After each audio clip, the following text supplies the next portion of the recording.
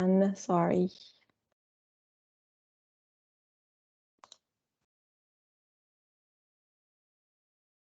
Et voilà. So welcome to this presentation of Site Conservation Canada. I'm pleased to have conservation practitioners from the West Coast with us today. I'm Véronique Vermette, and I'm a conservation practitioner too, as a consultant. And I'm also involved with the Réseau de Milieux Naturels Protégés, which is the Quebec Alliance of Land Trust. Today, I'm with Myriam Côté from Centre de la Nature du Mont-Saint-Hilaire, which is one of our Land Trust member here in Quebec, and Joe Bennett Joe is an associate professor from the Institute of Environmental and Interdisciplinary Science and Department of Biology at Carleton University, and whose research include conservation prioritization. Joe is actually one of the many people behind the creation of a team of this platform. So today we'll take a few minutes to present you Site Conservation Canada, and hopefully we will you will get interested in it and be interested in pursuing your trials with us into a following workshop next week. So the first 15 minutes will be greetings. We will see the goal and objective of this platform, and I'll present you actually not the 3 tools, but the 4 tools. And then we'll spend some time with Myriam trying the platform with the simulated case and also a real case scenario where she was questioning potential for adaptation for climate changes in our protected area. During the presentation, if you have any questions, please, you can use the raise hand, or you can keep the questions until the end. We'll have at least a 10 to 15 minutes question period that you can address either to me, to Myriam, or to Joe. So some of you may already know, or maybe you already have tested or worked with there's a wide variety of prioritization method and analysis and decision support processes. So some of them are available on the web, or some of them are just techniques that we use from pen and paper ranking systems to software programs that you can find, for example, the Marksan that you might know. So they use GIS mappings, for example. So however, many relate to specific conservation resources, and only a few attempt to combine many resources in one index or measurement systems. So as we speak, there's a few systems existing, and Site Conservation Canada is another one, but very focused on Canada. So you can imagine whatever is available right now. With all the data and all the knowledge that we have now, how can this lead to provide the systems with thousands and thousands of data to analyze? Those systems need to be efficient in a way to process all these database. A tool able to roll up data, summarize the data in some sort of form to be able to analyze the information. This also allows to have a comparison base to create a common language for data to express. When analyzing data to prioritize conservation sites, we often meet difficulties to include threats such as roads and other linear structures that contribute to fragmentation, you already know, or human activity. The procedures that we often see are directed by emotions and human judgment. Not that it's not as bad, since we at the end we're the one creating the solutions and deciding which solution you want to work with. So you must make a choice. But overall, when our decisions are based on scientific approach, we often consider these or choices as less biased. We often attack the process also with the very broad and vague identification of targets and associated goals. Often this process is time-consuming as well. We'll highlight that later when I'll present the site as much to highlight how quick the solutions are generated with this platform. And as well, in the end, overall methodologies remain simplistic, considering the complexity and, as I said earlier, the number of parameters to consider, the number of database available if we want to mingle and twinkle all those database together to create the best solution possible to prioritize conservation sites. So when we come with, we have we want a method of spatial prioritization that will be very efficient, quick, simple to use. As environmental interest grows and conservation knowledge and understanding also of nature processes increase, we're better than ever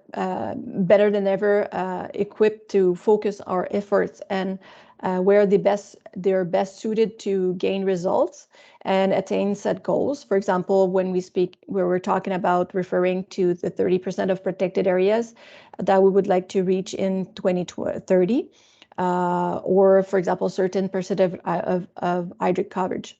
So not only are skills improved, but we're able to base our human decisions on now calculated and analyzed, rationalized suggestions. As we said, the work doesn't end with computers, but an objective method of spatial prioritization is quite a push forward and quicker to solve complex planning problems, for example, involving climate changes. By all means, as well as a way to achieve a transparent, inclusive, and defensible decision-making prioritization process. So you can bring this tool to your administrator when working on choices and of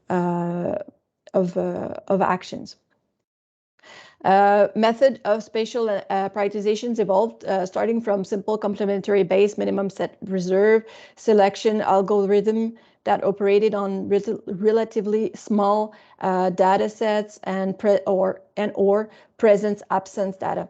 So more recently, those methods have become are more able to accommodate various cost factors and much increased ecological realism by implementations.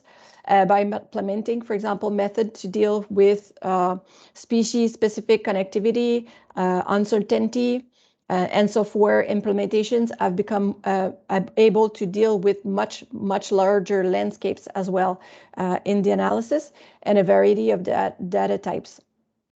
And now that's where Site Conservation Canada comes to help, or Canadian conservation practitioner. So this tool was created initially by Carleton University for Nature Conservancy of Canada, that you probably already know, who seek to have a tool to improve its project prioritization across the country. So they're working countrywide, and they wanted a better standardized method and unified goals. While this was thought through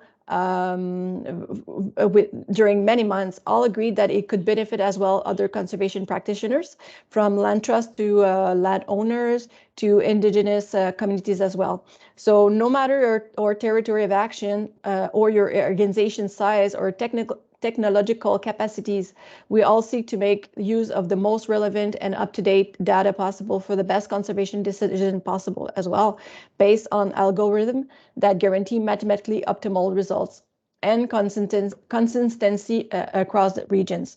So Site Conservation Canada was then adapted to facilitate its free access to all as an online prioritization tool and also as a support making tool as well. So as said, it is not an of the line tool with a through like an only voice to follow, like one solution and that's it. It's not what it is. It allows you to create many solutions that you can take afterwards and analyze on your own and with your administrator or your employees. It inserts itself in a typical planning process, but with solid foundation to build on. So this is how the platform, the entrance of the platform look like. So you actually have 4 tools, and 2 of them are more or less the same, is a beginner mode and an advanced mode. We'll see that in a minute.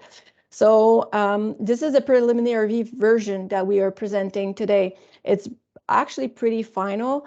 We are still working with the like glitches and twitches. But overall, we can use it now. It's very functional. So you have a work tool on the left side of the screen. This is the site prioritization tool with a few built-in projects already. The built-in projects we aim to have a built-in projects within every region and every province in the end in its final version.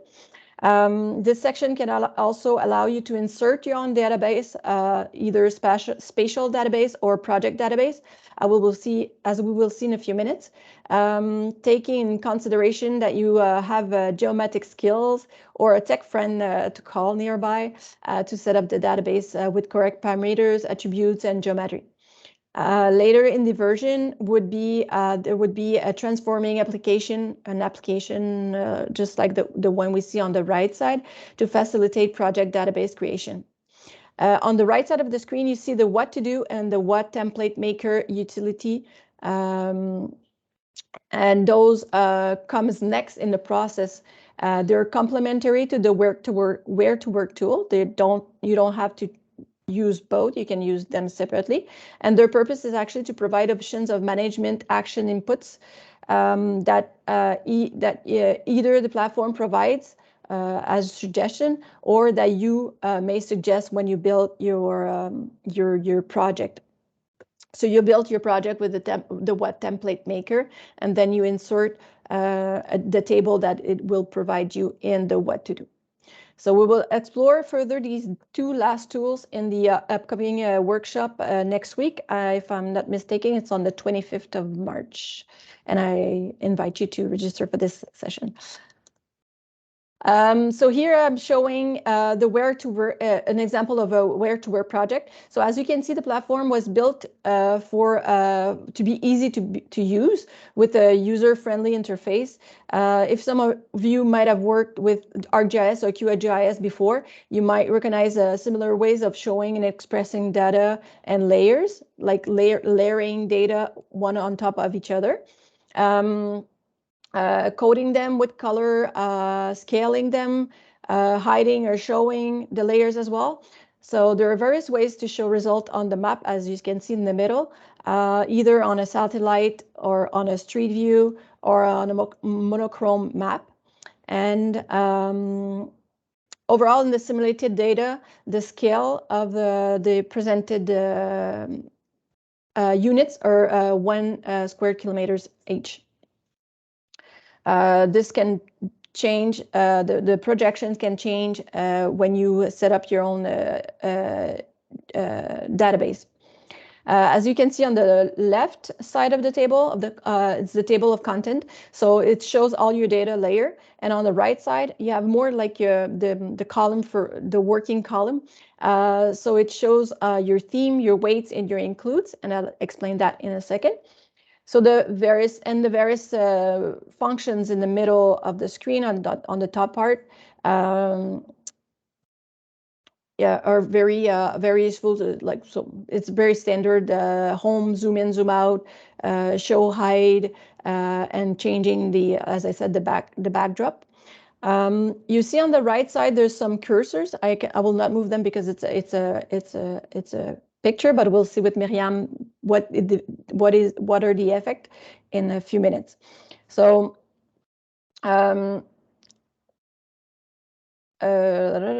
sorry, I was going to talk about the cursor. So it's very user friendly. So you can move the cursor from right to left. You can also enable or disable some themes to be considered in your analysis and then in your solution.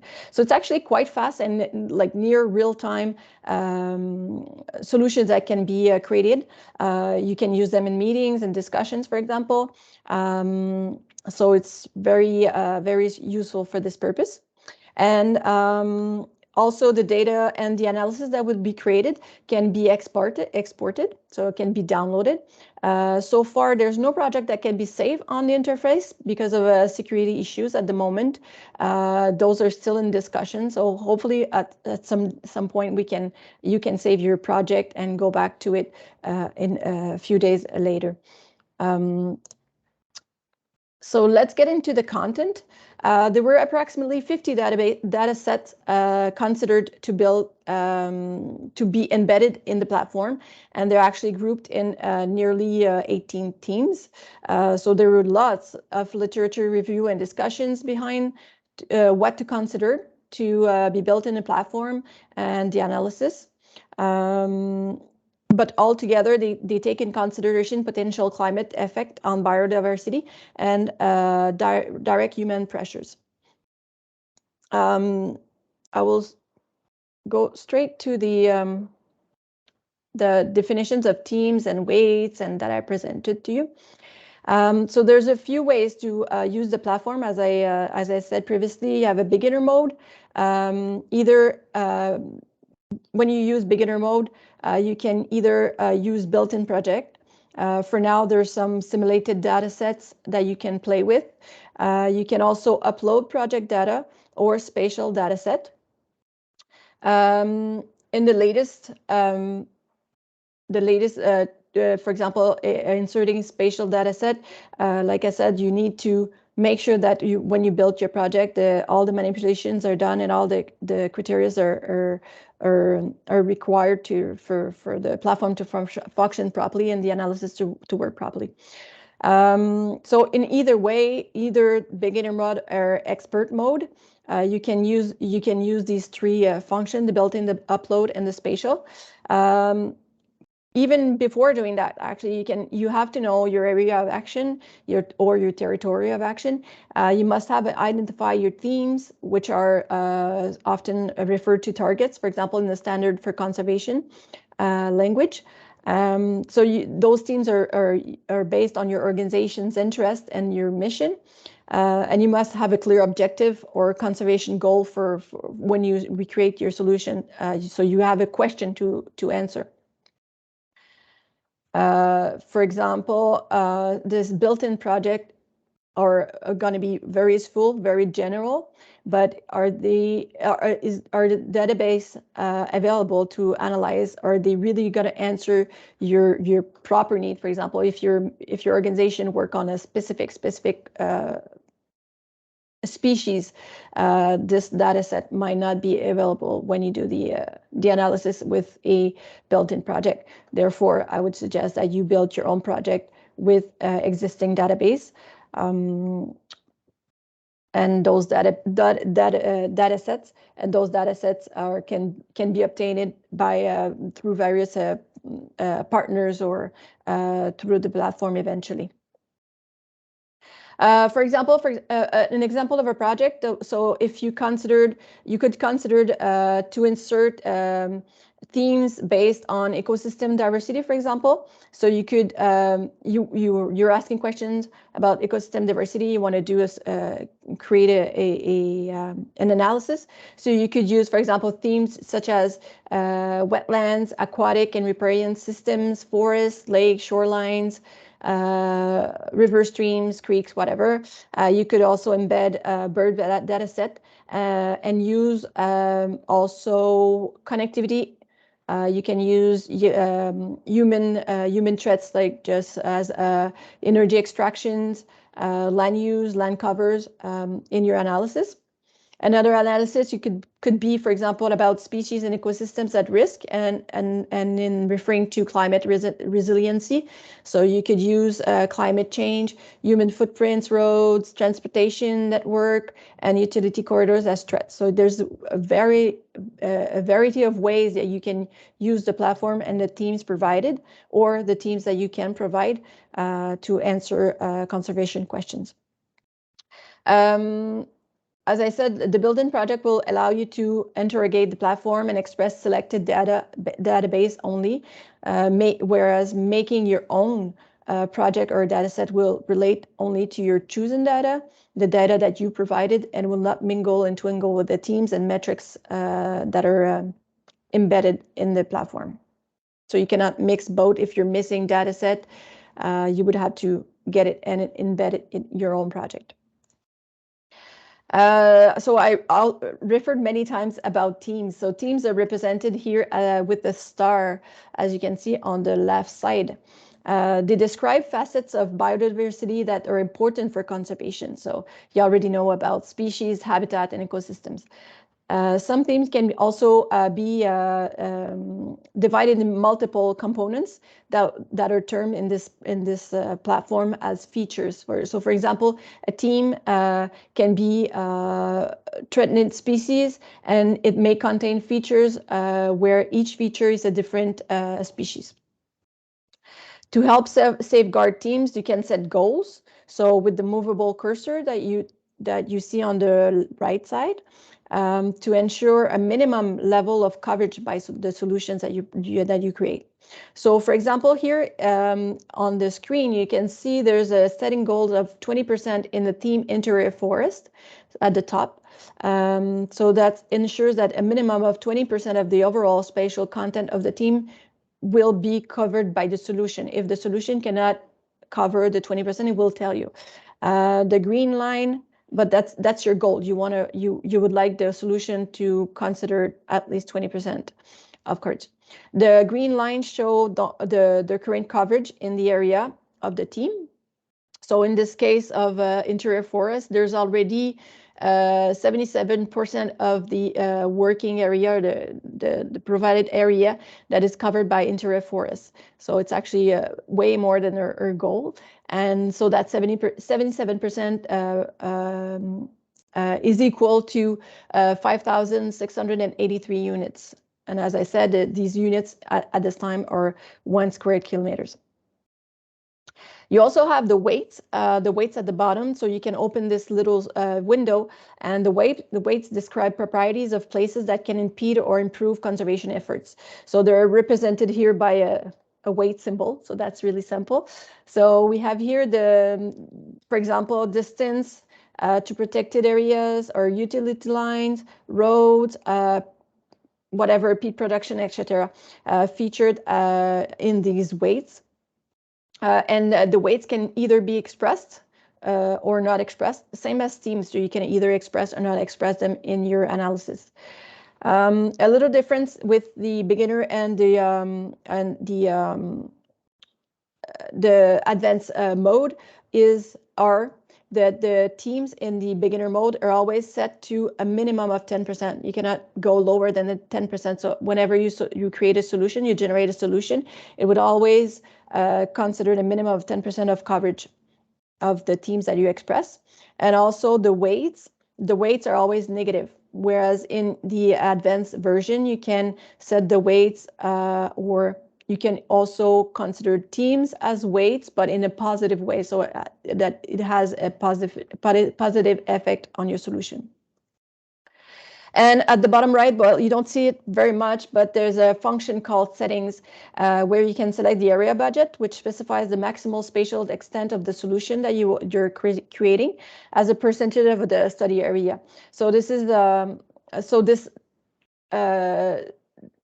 this is the largest area that the solution can prioritize as well, because another function in this area budget, you can also grab together as many units as possible. So we know in conservation, the larger area of coverage, the better for the conservation. So there's a function of spatial cluttering that you can express in your analysis. So all things considered and goal set and themes and weights includes when you enable them, you now let the magic begin. So there's a button at the bottom of the themes column that I just showed you, and it's called optimize. So it creates the analysis that you want, and it actually create a solution that shows prioritized sites based on the information for sure that you provided, that you fed the tool with. So it provides you with various information. It provides you stats. It provides you visual like pie charts, as you can see here. You can provide tables as well that you can download and use further on in your planning process. So overall, this is the platform. I wanted to keep some time to present Miriam. She worked with the tool. She worked with me to test it before these webinars. So Miriam, if you want to share your screen and show us what the platform looks like in real. Yes. So I'm going to show 2 of the 3 ways that we can use the Where to Work platform. First of all, I will show the built-in project and then my spatial data set. If I were an organism from Ontario, I could use the built-in from Ontario there.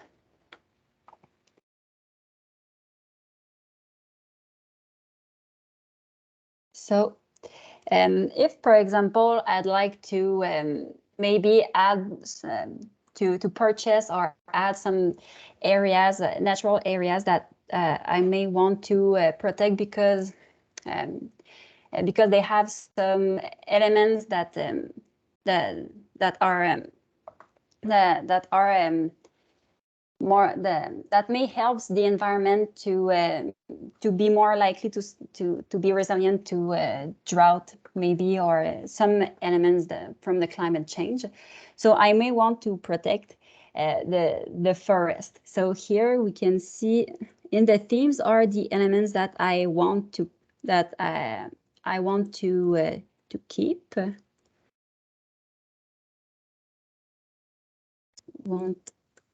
I will disable them, showing them one by one. So maybe I'd like to protect a bit more the forest of the environment because I know that it helps to cool down the temperature. So I may want to, in my conservation planning program, maybe conserve to double the surface that is already protected. So here we see that the forest is currently protected at 12% of the areas. I may want to maybe double that. So I will set my goal at 24%. Also, I may want to put emphasis on the wetlands because I know that the wetlands may help the environment to be more resilient to climate change, especially the drought aspect. So I also may want to put emphasis on them. So if, for example, in my conservation planning program, I'd like to purchase more of these units, I can set this. I can set a goal at 30%. It's maybe the same for the water for lakes or water courses that are on the area. So I may want to double this. So I'd set the goal at 18%. So here are the elements that I want the algorithm to keep. I wanted to say to secure a minimum amount of them. And in the weights are in the beginner platform, they are the thing that we want to avoid. In the advanced mode, we can also set the weights as positive, but here they are all negative. So if I set the built up areas, it will try to avoid those areas. I can show them. So and also if I find it interesting to avoid active mines because I know that they have a bad effect on the biodiversity of what I'm looking for. So I may also want to avoid the active mines, and it may be the same for the roads because we know that it has a buffer effect on the environment. So I don't want too much weights because the algorithm will maybe be biased because here I cannot set them. I cannot say in the beginner mode which one is more important. So if I told the algorithm to avoid the other areas, it may not be able to prioritize one or other, so it may not give the best result. So I don't want too many weights. So this is that. And in the includes are the elements that I absolutely want to keep in my conservation planning program. So maybe for me, for now, I'd like to consider them in my conservation planning program. So I will keep the protected area. So they will absolutely all be included in my conservation planning. So here in the settings, I can also set a budget. So if I know that I can only purchase 1,000 kilometers square of lands, I will set the budget. So for now, I don't want to set a budget because I just want to see where it may be great there.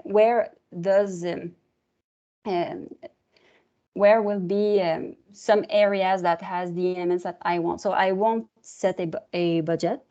And I can also say to the algorithm that I want the areas to be clustered at 40% because I know that the bigger the area is, the best it is for the wildlife to thrive. So then I can name my conservation planning program, and I click optimize here. So as you said, Miriam, more you add themes, more you add weights, more you have includes and settings, more you limit the analysis. So Yes. to give you a chance to have the best, the most important sites for conservation, you must be you must not feed the machines with too many considerations. Yeah. Because it will try to keep all the themes, but it will also try to avoid those. So it may not see where to go if there's too many elements. None to be prioritized. Yeah. So we see the red. What is the red? Yeah, the red are the areas that are selected in the conservation planning program. So those they fit in what I've told the algorithm to keep or to avoid. So if I go here, we have this basic statistic of my analysis. So and here in the themes, we have the themes that I told the algorithm to keep. For example, the forest, there were 12% of forests that were currently protected. We also know in the blue that I've set a goal of 24%. And here the solution gave me 54% of, so 54% of the forest are in the conservation planning program that the algorithm gave me. If I've put a budget, it may not have kept all the. It may not have met the elements that I've told it because there maybe will be too many restraints. So here we also see that I haven't told the algorithm to keep grassland, but we know in the areas, in the units here, there are 80% of grasslands that are kept in the result. So it's the same for the water. Here we have 42% of the solution, and for the wetlands it's 63. So in the weights, we also have the weights that have been considered. We also know some of the weights that I haven't told, but are still presented in the statistic. And the includes, I've told the algorithm to keep 100% of the protected areas, and the solution gave me 100%. So here we have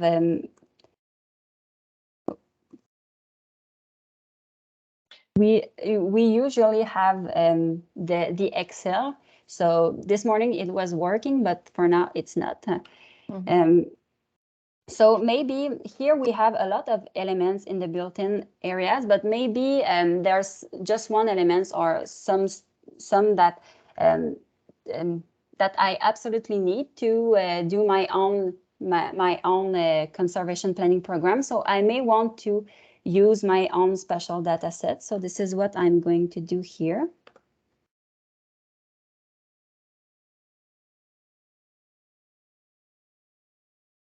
I think the platform has. Okay.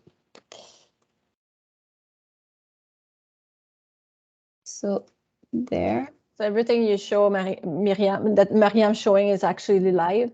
So this is not recorded. As I said, the platform is still ongoing process of modifications. So there's probably someone in New Zealand working on this right now. Yes, yeah, Joe. That's often why if something doesn't work, it means Jeff is actually working on it as we speak. Yeah, because this is 8:30 in the morning, and he's usually working around then. Yeah. Yes. It's not too early to present you the Site Conservation Canada. We wanted to do it in a early stage because, as I will tell you in a few minutes, we want your inputs. We want your inputs to make it better. We wanted to make it more suitable to your work and your needs. So we will talk about it in a minute. So Miriam? Yeah. So here in the spatial data set, you need to import your shapefile, and then your attribute, you will set the themes or the weights. That's home. Yeah. That's Quebec.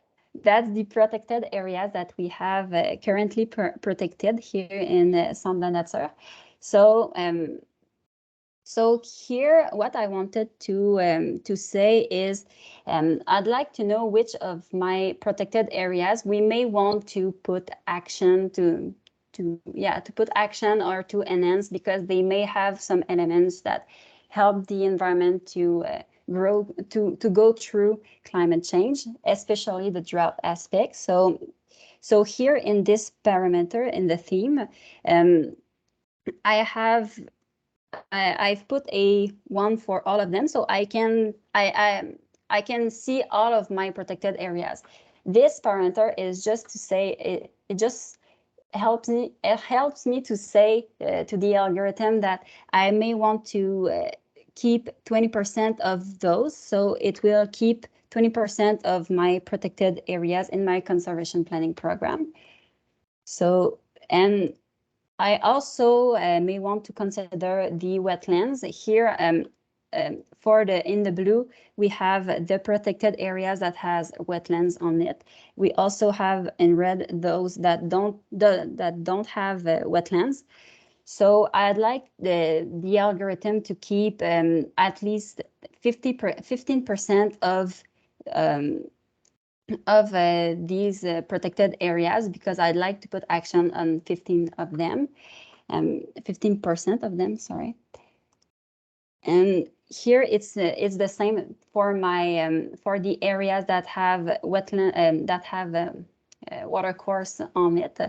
So we have in yellow those that has water course and those that don't. So I'd like to keep 15% of those in my, to put action on 15% of those. And I also, what I found interesting is that, yes, they have wetlands on it, but I also wanted to know which one, how much wetlands it has on it. So here we see the how much of the it's basically a percentage. So here those are covered 100 by 100%. So they all are wetlands. And so I also like to have a 25% of coverage of my of those protected areas. So I also want to know, I also want to keep some of my bigger protected areas in my planification planning program, because the bigger the area is, the more the best it is for the wildlife to thrive. So I also would like to keep at least 10% of those in my conservation planning program. Mm-hmm. So in the weights, those are the things that I want to avoid. So here I have ranked my protected areas from 1 to 5 based on the length of water course per 100 meters square of protected area. So the 5 is there's no length of water course on it, and 1 is that there's the higher length of water course. I've done a ranking because here in the weights, they are considered bad. So if I enable that, the algorithm will try to avoid the higher value and try to select the lowest one.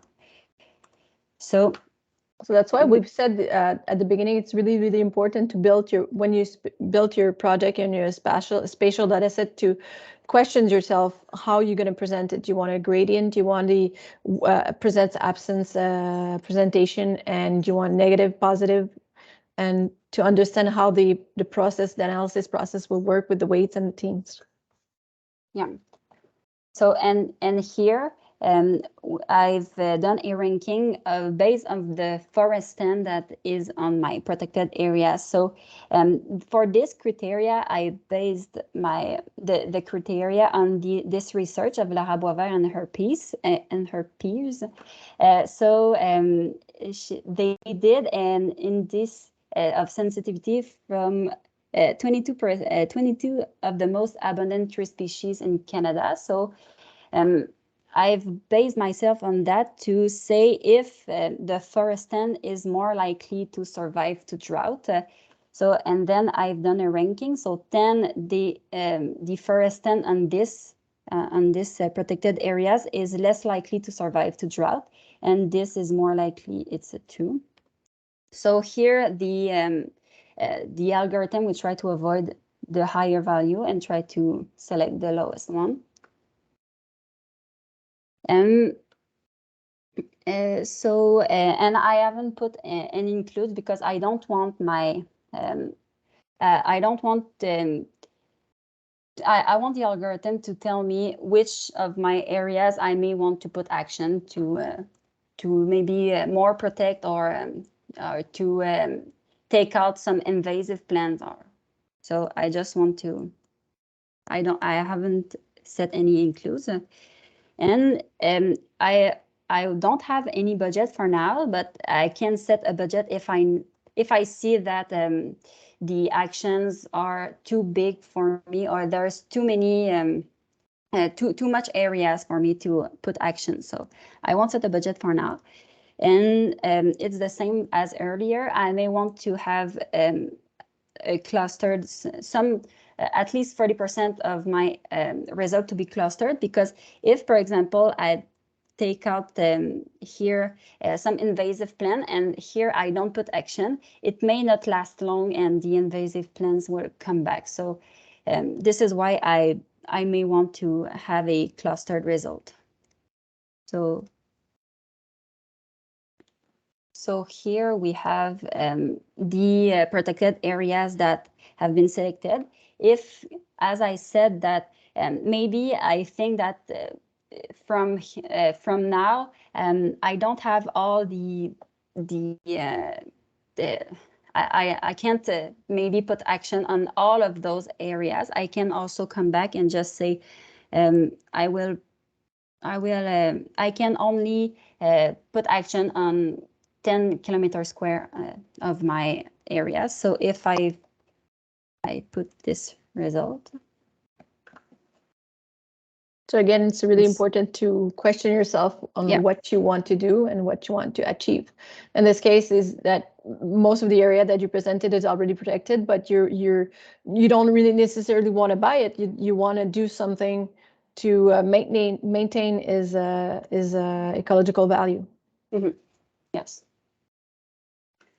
So here in the themes, we have the statistic for the weights also, and I don't have any includes. And here it works. So we have the same statistic. We see for this, those goals are not met because it's the statistic from the one that I have a budget. So, and I could also download this and just. And don't worry, during the workshop, we'll see those tables and we will create that in a slower pace. So today was an introductory session. So yeah, you downloaded your Excels? Yeah, and so for the Excel, it's done. So for the platform, I think it's really interesting for like in the built up areas that we can do a fast analysis, and we can also have fast result. And if we need our own spatial database, it may add a bit of complexity, but I know that the plugin that will help to build the project and the platform will be useful. So this is it. If you'd like, Veronique, to... Voila. Great. Thanks to Miriam. Thanks to you. I was going to just to mention, when you generate a solution, whatever you see that are the prioritized sites that are selected are all in red. So there's not a gradient of redness. They're all at the same level, and then you have to question yourself further down the road with your peers on which one you want to select to keep processing your planification. So thanks, Miriam. So that was the preliminary version that we presented. So our goal is to make these tools the most, as I said, interesting, facilitating for your work as well, to the extent actually that we are capable of. Therefore, we need your input. So this was the introductory webinar that was presented to you. So check. We will repeat. No, this one is the last one actually. We did it with the East Coast and the French Land Trust earlier. I recorded this session. It will be available online. I will share the link with you next week. You can share with your peers and your administrator and your colleagues. So a short interest and first impression online survey will be sent to you next week again. I would like to know what are your first impressions, concerns, and hear your questions as well to help prepare an upcoming workshop. And during that workshop, you will be playing with the platform. It's going to be available to you. So if you're interested to pursue the working with us and to pursue the discovery of Site Conservation Canada, you can register to the upcoming workshop on the 25th of March. I will share the link as well with you if you didn't register already.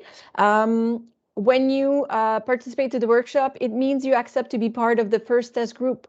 So we will be asking for you to play with the tool and test the various functions with your organization. You can talk about it. You can ask others what they think of it or how they think it would help your organization. How can it be helpful? So you can share a concern and questions, whatever, with your colleagues. And I would like you to bring them back to me as comments. I will send you after the workshop a Word document. You can fill just bullet point ideas, comments, and recommendations. After that, it might be followed by either a phone or a virtual meeting to deepen my understanding of your comments and recommendation if needed. And finally, I will grab all these documents, all these comments from across Canada, and I will bring that to Carleton University, who will finish implementing the accepted ameliorations and officially launching the platform. This launching will be announced later on in the next months, before the end of the year. I don't have a date yet, but hopefully you can check your Alliance's newsletter to know about the upcoming steps. So don't forget, we're still in a preliminary version, so it's still time to make it better, make it more suitable to your land trust. And if you have any questions for us, it's now the time. You can open your microphone or use the chat box to ask your questions. We have Miriam, who already tested the platform. She can tell you about her experience a little bit more. We also have the pleasure to have Joe Bennett with us, who is the co-creator of this platform as well. So if you have any questions, would you like to open your microphone or ask by writing?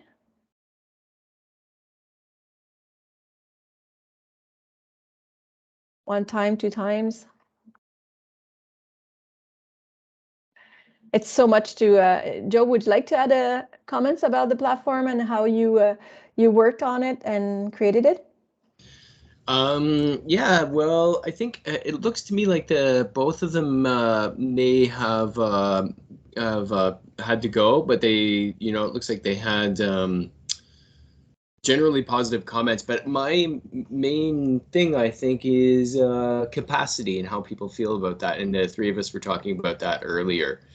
And I'm really happy to get input from you. And Miriam, I was so impressed by how familiar you are with the tool and how it, and I guess it's just the three of us now. So I can say, that I think there will be probably some capacity issues that I'm happy to help with, because not everybody's going to, do it as quickly as you. And because there's some complexities there. And so any advice you two have in terms of helping build capacity, I'm absolutely happy to learn from.